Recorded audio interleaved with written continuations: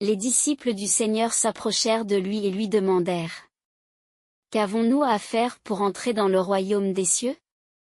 Le Seigneur Jésus-Christ leur dit: Marchez dans la justice de Dieu, qui est votre Père céleste, et tâchez de devenir parfaits afin que le monde voie que vous êtes les enfants de Dieu.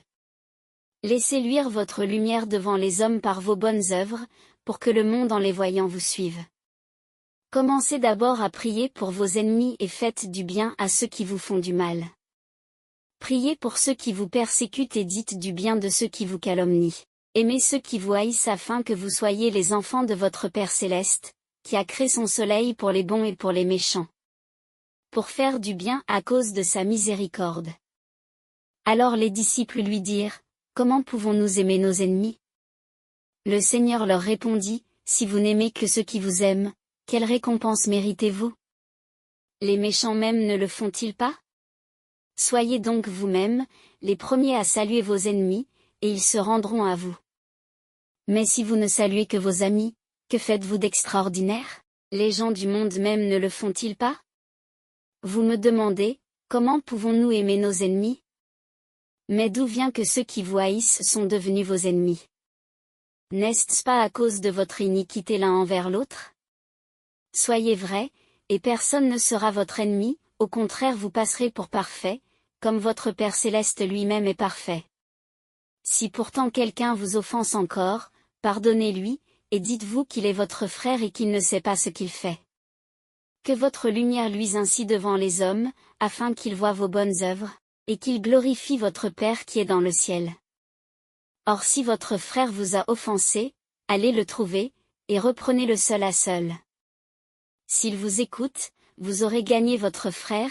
S'il ne vous écoute pas seul à seul, prenez avec vous 2 personnes sages pour opérer la réconciliation. Et s'il n'écoute toujours pas, alors qu'il soit considéré comme un incroyant et regardé comme tel.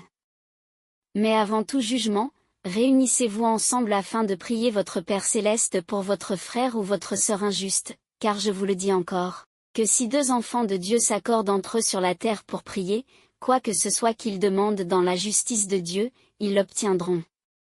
Et je vous dis en vérité, que là où il y a 2 ou 3 personnes assemblées à l'effet de prier dans la justice de Dieu pour leur prochain, je me trouve au milieu d'elles.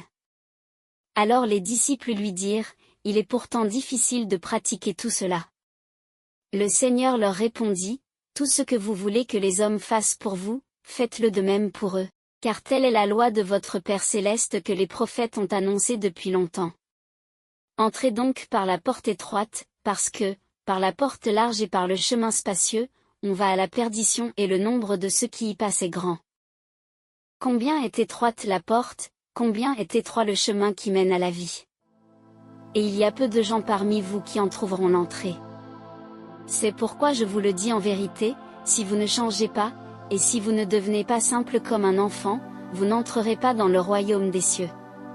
Ceux qui écoutaient le Seigneur se dirent entre eux: Mais s'il en est ainsi, qui pourra être sauvé?